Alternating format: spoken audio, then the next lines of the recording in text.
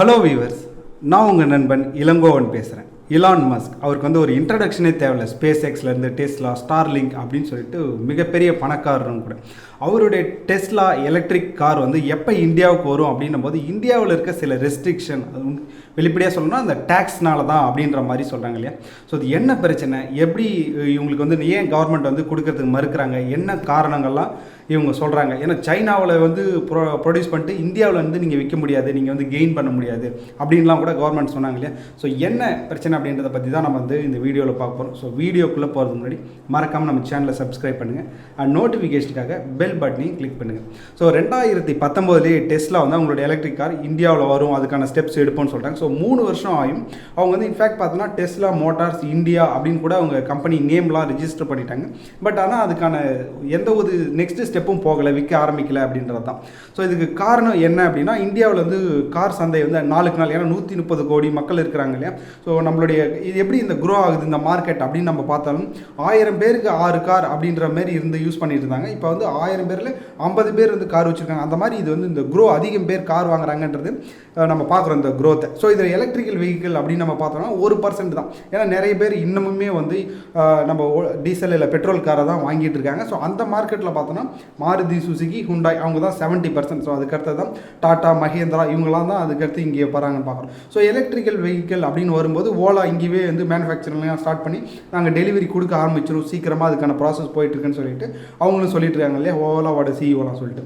So இப்போ தான் வந்து இந்த பிரச்சனை. ஸோ எப்போ தான் இந்த டெஸ்லா கார் வரும் அப்படின்னும் போது வரும்போது இங்கே அவர் வந்து ட்வீட் பண்ணுறாரு, இதில் வந்து அதிகமாக வந்து டேக்ஸ் இருக்குது, 100% டேக்ஸ் இருக்குது அப்படின்னு சொல்லிட்டு. ஸோ இது சம்மந்தமாக வந்து கேள்வி நாடாளுமன்றத்திலுமே எழுப்புறாங்க, எப்போ அலோவ் பண்ணிங்கன்னு சொல்லிட்டு. ஸோ அதுக்கு என்ன கவர்மெண்ட் பதில் சொல்கிறாங்க அப்படின்னா, இப்போதைக்கு 100% வந்து டேக்ஸ் இருக்கிறது உண்மை தான். ஏன்னா எந்தாவது ஒரு காரோடைய விலை வந்து ஒரு 30 லட்சம் நம்ம ரூபாய் மதிப்பில் இல்லை வந்து $40,000 இருந்துச்சு, அதில் அதுக்கு மேலே இருக்குன்னா அதுக்கு வந்து 100% இறக்குமதி வரி அப்படின்னு தான். ஸோ இப்போ 30 லட்ச ரூபா மதிப்புள்ள டெஸ்லா காரை இங்கே இறக்குமதி பண்ணாங்கன்னா 60 லட்ச ரூபா ஆகும். அதோட விலை வந்து வாங்கி தான் கொடுத்து தான் வாங்கணும் அப்படின்ட்டு. ஸோ அந்த விலை கொடுத்து அவங்களால வந்து இந்த மார்க்கெட்டை பிடிக்க முடியாது, மற்றவங்க கூட காம்படிட் பண்ண முடியாது அப்படின்றத காரணத்துக்காக தான் அவங்க என்ன பண்ணுறாங்க, கவர்மெண்ட் கிட்ட நீங்கள் வந்து வரியை ரெடியூஸ் பண்ணுங்கள், ஏன்னா இது வந்து CO2 எமிஷன்லாம் குறைக்குது இல்லையா, அதனால் நீங்கள் இந்த எங்களுக்கு வந்து சலுகை கொடுங்க அப்படின்னு சொல்லிட்டு கேட்குறாங்க. ஸோ கவர்மெண்ட் சொல்கிறது என்ன இந்த விஷயத்தில் அப்படின்னு பார்த்தோம்னா, நீங்கள் இந்தியாவில் மேனுஃபேக்சர் பண்ணுங்கள், இந்தியாவிலே மேனுஃபேக்சரிங் யூனிட் வச்சு பண்ணுங்கள், கண்டிப்பாக உங்களுக்கு சலுகையெல்லாம் கொடுக்குறோம் அப்படின்னு சொல்லிட்டு. ஏன்னா வந்து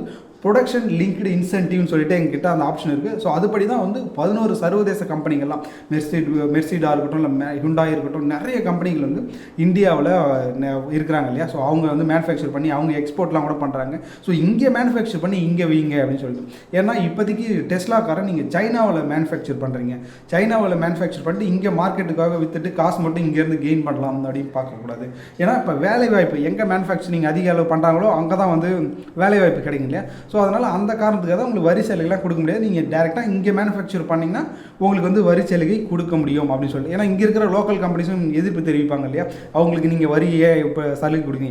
அந்த இம்போர்ட் 100% வைக்கிறதுக்கு காரணமே இங்கே இருக்கிற கம்பெனிஸை ஊக்குவிக்கணும், இல்லை இங்கே தொழில் தொடங்கணும் அப்படின்றது. ஸோ அதுவே அடிபட்டு போயிடும் இல்லையா, நீங்கள் இப்போ வந்து அவங்களுக்கு சலுகை கொடுத்தா அப்படின்னு சொல்லிட்டு. ஸோ இதுக்காக தான் வந்து அவங்களுக்கு கொடுக்க மாட்டோம் அப்படின்னு சொல்கிறாங்க. பட் வந்து நம்ம 5 ஸ்டேட்ஸ், தமிழ்நாடு, தெலுங்கானா, அப்புறம் பஞ்சாப், மகாராஷ்டிரா, ஸோ இவங்களாம் வந்து என்ன சொல்கிறாங்கன்னா, நீங்கள் வாங்க, நாங்கள் உங்களுக்கு வந்து வெஸ்ட் பெங்கால், உங்களுக்கு நாங்கள் எல்லா கட்டமைப்பும் செஞ்சு தரோம், இங்கே வந்து தொழில் தொடங்குங்க, ஃபேக்ட்ரி ஆரம்பிங்க அப்படின்னு சொல்லிட்டு கேட்குறாங்கன்னு பார்க்கணும். இன்ஃபேக்ட் பார்க்கணும்னா வெஸ்ட் பெங்கால் 2008 இந்த டாட்டா கூட வந்து சிங்கூர் பிரச்சனைலாம் வருது இல்லையா. ஸோ அவங்களாம் கூட இந்த இடத்துல வந்து என்ன சொல்கிறாங்க, இங்கே வெஸ்ட் பெங்காலுக்கு வாங்க, அங்கே பிஸ்னஸ் பண்ண வாங்கன்னு சொல்லிட்டு டெஸ்லா மோட்டார்ஸை கூப்பிட்றாங்க அப்படின்றத பற்றி நியூஸையும் நம்ம பார்க்குறோம். ஸோ இதுக்கு அடுத்து நம்ம இன்னொன்று பார்த்தோம்னா, இந்த டைமில் ஸோ இப்போ சைனாவில் ப்ரொடியூஸ் பண்ணுறதுனால தான் வந்து இந்த காரை இங்கே மேனுஃபேக்சர் பண்ணுறதுனால இங்கே விற்கிறது அலோவ் பண்ண மாட்டாங்களா அப்படின்னு கேட்டு நிறைய பேர் எதிர்கட்சி கேள்வி என்ன எழுப்பியிருந்தாங்கன்னா, இப்போ இந்த ராமானுஜர் சிலை தெலுங்கானாவில் வந்து ஸ்ரீ ராமானுஜர் அவருடைய சிலையை திறந்து வச்சார் இல்லையா, நம்மளுடைய பாரத பிரதமர் திரு மோடி அவர்கள் திறந்து வச்சாங்க. ஸோ அப்போ அந்த சிலையே வந்து சைனாவில் செஞ்சது தானே அப்படின்னு சொல்லிட்டு 135 கோடி பண்ணது இல்லையா அப்படின்னு சொல்லிட்டு எதிர்கட்சிகள் எல்லாம் ஆத்ம நிர்பார் அப்படின்னு நம்ம சொல்கிறோம். ஆனால் நீங்கள் அந்த சிலையே அங்கே செஞ்சது தானே அப்படின்னு சொல்லிட்டு ஈக்குவாலிட்டி இல்லை அப்படின்னு சொல்லிட்டு அந்த சிலைக்கும் கேள்வி எழுப்பியிருந்தாங்க. ஸோ அதுக்கு கவர்மெண்ட் தரப்புலேருந்து என்ன சொல்லியிருந்தாங்கன்னா, அதாவது இந்த கான்ட்ராக்ட், இந்த ஸ்ரீ ராமானுஜர் சிலையை செய்கிறதுக்கான கான்ட்ராக்ட் வந்து ஒரு 2015 பண்ணியாச்சு. ஸோ அந்த டைமில் நம்ம வந்து அவ்வளோ ஸ்பீடாக ஆத்ம நிர்பாரை பற்றி பேசலை அப்படின்றதும். ஆனால் இது வந்து சைனா கம்பெனி தான் அந்த சிலையை பண்ணாங்க. ஸ்ரீ ராமானுஜர் சிலையை வந்து சைனீஸ் கம்பெனி தான், ஏரோசன் அப்படின்னு சொல்கிற ஒரு சைனீஸ் கம்பெனி தான் அங்கேருந்து பண்ணி இங்கே வந்து அசம்பிள் பண்ணாங்க அப்படின்றதையும் சொல்கிறாங்க. ஸோ அப்புறம் இன்னொரு விஷயத்தை அவங்க என்ன சொன்னாங்கன்னா, இது வந்து 100% வந்து ப்ரைவேட்டோட ஃபண்ட். ஸோ ப்ரைவேட் மாதிரி அவங்க டொனேஷனில் தான் ஸ்டார்ட் பண்ணி அவங்க தான் வந்து ஆர்டர் கொடுத்து பண்ணுறாங்க. ஸோ கவர்மெண்ட் ஆஃப் இந்தியா இதில் வந்து ஃபண்டே கொடுக்கல அப்படின்றதையும் சொல்கிறாங்க. ஸோ இதில் தான் அவங்க கவர்மெண்ட் தரப்புலேருந்து கொடுக்குற விளக்கமாகவும் நம்ம இந்த இடத்துல பார்க்கப்படுது. அதுக்கடுத்து இதெல்லாம் ஒரு பக்கம் போயிட்டு இருக்கும்போது இன்னொரு விஷயம் நம்ம வந்து பார்க்கணும். என்னென்னா, நம்மளுடைய கவர்மெண்ட் வந்து சைனாவிலேருந்து வர ட்ரோன்ஸ் எல்லாம், அதாவது அங்கேருந்து மேனுஃபேக்சர் பண்ணி வர ட்ரோன்ஸ் எல்லாம் பேன் பண்ணியிருக்காங்க இப்போ ரீசெண்டாக. ஸோ அது என்னென்னா, DJI அப்படின்ற கம்பெனி தான் டாப் லெவல். அவங்க வந்து நிறைய ட்ரோன்ஸ்லாம் உற்பத்தி பண்ணி பண்ணுறவங்க அப்படின்னு சொல்லிட்டு பார்க்கணும். டாப் மோஸ்ட் கம்பெனி அப்படின்னு பார்த்தோமே. ஸோ அவங்களுடைய ட்ரோன்ஸ் எல்லாம் வந்து பேன் பண்ணுறாங்க. அதாவது சைனாவிலேருந்து ட்ரோன்ஸ் அதிகம் வாங்காதீங்க, லோக்கல் மார்க்கெட்டில் நம்ம அதிகமாக ப்ரொடியூஸ் பண்ணணும். ஸோ இதுக்கு எதுக்கு எக்ஸம்ஷன் கொடுத்துருக்காங்கன்னா, இப்போ வந்து ஏதாவது ஒரு லேப் இல்லை ரிசர்ச் இல்லை செக்யூரிட்டி ரிலேட்டடாக ஏதாவது ஸ்பெஷல் இதுக்கு மட்டும் அலோவ் பண்ணியிருக்காங்க. மற்றபடி சைனாவிலேருந்து ட்ரோன்ஸ் எல்லாத்தையும், அதாவது ஆளில்லா விமானங்கள்லாம் சொல்லுவோம் இல்லையா, அது எல்லாத்தையும் இப்போதைக்கு பேன் பண்ணுறாங்க. ஏன்னா இப்போ அது வந்து அதிக அளவு போயிட்டுருக்கு இல்லையா. இப்போ அந்த ட்ரோன்ஸுன்றது கேமரா ஷூட்டிங் எடுக்கிறது, ட்ராவல்லேருந்து வீடியோ எடுக்கிறது, நிறைய இடத்துல அதை யூஸ் பண்ணுறாங்க. அதோட யூசேஜ் அதிகமாகுது. ஸோ அப்போ நம்ம வந்து இதோட கோல் என்ன அப்படின்னா, 2030 நம்ம இந்தியா வந்து லோக்கல் ஹப், இங்கே வந்து நம்ம வந்து ட்ரோன்ஸோட ஹப்பாக மாறணும் அப்படின்றதுக்காக. ஸோ அதுக்காக தான் இவங்க என்ன சொல்கிறாங்கன்னா, இங்கே இருக்கிற தொழிலை வந்து ஊக்குவிக்கணும் அப்படின்னு சொல்லிட்டு இந்த ban Chinese drone company DJI மேலே பேன் பண்ணுறாங்க அப்படின்றதையும் பார்க்கணும். ஸோ இப்போ நம்ம எலான் மஸ்கை பற்றி பார்த்தனால நம்ம இன்னொரு விஷயமே அவரை பற்றி நியூஸில் பார்த்துப்போம். என்ன அப்படின்னா, பிப்ரவரி இப்போ ஒரு 4-5 அந்த ரேஞ்சுக்கு அப்போ என்ன ஆச்சுன்னா, அவர் வந்து சேட்டலைட்லாம் ஸ்டார்ட் பண்ணாங்க இல்லையா. சேட்டலைட் வந்து வானத்தில் அந்த ஸ்பேஸில் ஆர்பிட்டில் நிற்க வைப்பாங்க இல்லையா. ஸோ அவருடைய ஃபால்கான் அந்த ஸ்பேஸ் ஷிப் மூலிமா அவங்க வந்து சேட்டலைட்லாம் வைக்கிறாங்க. ஒரு 49 சேட்டலைட் கிட்ட அவர் ரெடி பண்ணி வைக்கிறாங்க. ஸோ ஆனால் அது என்ன ஆச்சு அப்படின்னா, ஜியோ மேக்னெட்டிக் ஸ்டார்ம் சொல்லுவாங்க இல்லையா, புவி காந்த புயல் அப்படின்னு சொல்லிட்டு. ஸோ அதனால அதில் ஒரு கிட்டத்தட்ட 40 சேட்டலைட் வந்து டெஸ்ட் ஆகிடுச்சு, இல்லை வந்து வீணாயிடுச்சு அப்படின்றது தான்.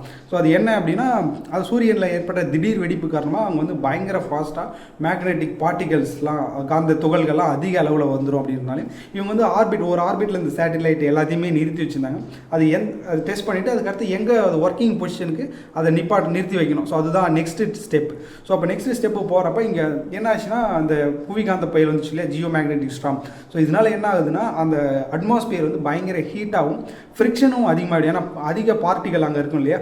ஸோ அதனால் வந்து ஃப்ரிக்ஷனும் அதிகமாகிடுச்சு. ஸோ அதனால் என்ன ஆகுதுன்னா, அவங்களால கரெக்டாக நிலைநிறுத்த முடியல அப்படின்னு சொல்லிட்டு சொன்னாங்க. ஸோ இந்த சேட்டலைட்லாம் அடுத்து பூமிக்கே வந்து பூமி பரப்பில் எரிஞ்சு சாம்பலாயிடுச்சு. பூமிக்குள்ளே வந்து இல்லை ஆகாயத்திலே வந்து ஒரு தூசி மாதிரி மிதக்கலை அப்படின்றதையும் அவங்க சொன்னாங்க. ஸோ எரிஞ்சு வந்துடுச்சு அப்படின்றதையும் சொன்னாங்க. இந்த புவிகாந்த புயல் நடந்துச்சு இல்லை, இதனால நம்ம எர்த்துக்கு அதிக அளவு பாதிப்பு இல்லை, ஆனால் இது பெரிய அளவில் இருந்துச்சு அப்படின்னா அதோட இன்டென்சி, ஸோ ரொம்ப தூரத்துக்கு அதோட எஃபெக்ட் இருந்துச்சு அப்படின்னா இது மேக்ஸிமம் என்னென்னா நம்ம சேட்டலைட் எல்லாத்தையுமே பாதிக்கும் அப்படின்னு தான். சேட்டலைட்டை பாதிச்சுன்னா நம்ம இன்றைக்கி நிறைய விஷயத்துக்கு சேட்டலைட்ஸை தான் நம்பியிருக்கோம். நம்ம ஃபோன்லேருந்து இல்லை டேட்டா இன்டர்நெட்டாக இருக்கட்டும், ஜிபிஎஸ்ஸாக இருக்கட்டும், நிறைய விஷயம் சேட்டலைட்டில் இருக்கு இல்லையா. ஸோ அதனால் கண்டிப்பாக வந்து இந்த மாதிரி ஜியோ மேக்னெட்டிக் ஸ்டார்ம்லாம் வந்துச்சு அப்படின்னா, பெரிய அளவில் வந்துச்சு அப்படின்னா இந்த சேட்டலைட்லாம் பாதிக்கப்படும். ஸோ நம்மக்கிட்டேயும் நம்ம பெரிய, அதாவது தகவல் தொழில்நுட்பம், ஐடி செக்டர் இதெல்லாம் வந்து பாதிக்கப்படும் அப்படின்றது தான் சொன்னாங்க. ஸோ அப்போ இதை பற்றி டெஸ்லா அவங்க கம்பெனி என்ன சொல்லியிருந்தாங்கன்னா, ஒரு 40 கிட்ட டெஸ்ட் ஆகிடுச்சு. பட் என்ன, அவங்ககிட்ட ஆயிரக்கணக்கான சேட்டலைட் ஏற்கனவே கரெக்டான பொசிஷனில் நிற்க வச்சுருக்காங்க. ஸோ இது எல்லாமே வந்து இன்டர்நெட்டுக்காக தான். ஸோ அதனால் 1000 சேட்டலைட் இருக்குது அப்படின்னும் போது அதில் வந்து ஒரு 40ன்றது ஒரு பெரிய விஷயம் இல்லை, ஈஸியாக வந்து மேனேஜ் பண்ண முடியும் அப்படின்றதையுமே அவங்க சொன்னாங்க. ஸோ அப்போ இது அடிக்கடி இதை நம்மளால் கணிக்க முடியுமா அப்படின்னா, இந்த புயல் வருது அப்படின்றத, ஜியோ மேக்னெட்டிக் ஸ்டார்ம் வருது அப்படின்றத ஒரு 4 days முன்னாடியே கணிச்சிருந்தாங்க. ஆக்சுவலாக கணிச்சு இந்த இடத்துல வரும் அப்படின்னு சொல்லியிருந்தாங்க. ஏன்னா நம்ம சூரியனை அதோட ஆக்டிவிட்டிஸ், ஏன்னா சூரியன்லேருந்து தான் இது வருது இல்லை, ஸ்டார்ட் ஆகுது இல்லையா, அதோட ஆக்டிவிட்டீஸை பார்த்து இது எப்போ வரும் அப்படின்றத கணிச்சு வச்சுருந்தாங்க.